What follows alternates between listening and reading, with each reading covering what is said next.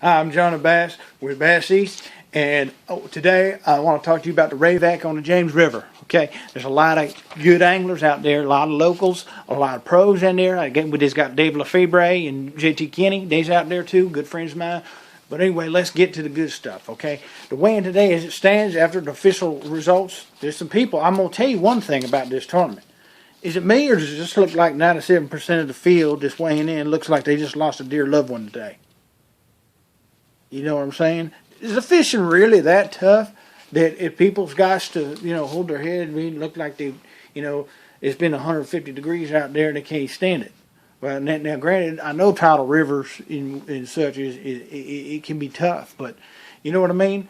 But you look at guys like Brian Schmidt. I tell you what, he's done more damage than a tornado in a trailer park. He's tore that river apart.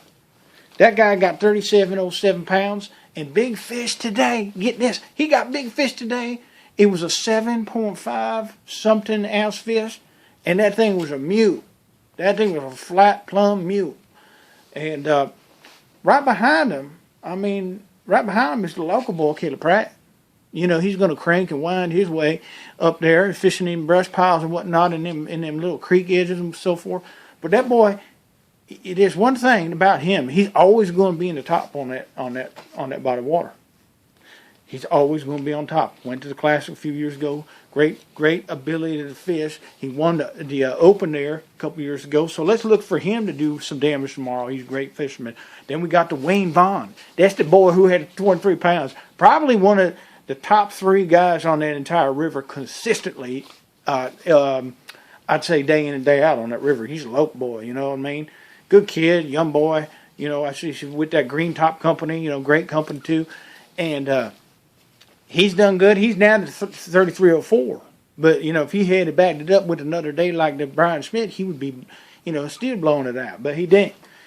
Sometimes the tide might have been a little effect because it was kind of high and then didn't run out till a little bit later, and you got to run these different spots. These people's running tides is done crazy too, because you got to think about a lot. Sometimes your water, you can get back to it, and then you can't get back out. If you fish it too long, you got to have the time orchestrated, you got to have the skill orchestrated, and you got to know your quarry.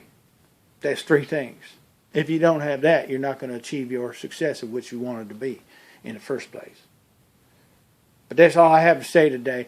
Let's let these boys get out and get them tomorrow. Oh, one other guy, local, that I really like, is a good boy. His name is Frank Poirier.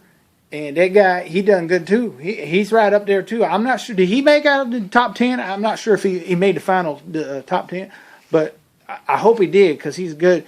I like Frank Poirier.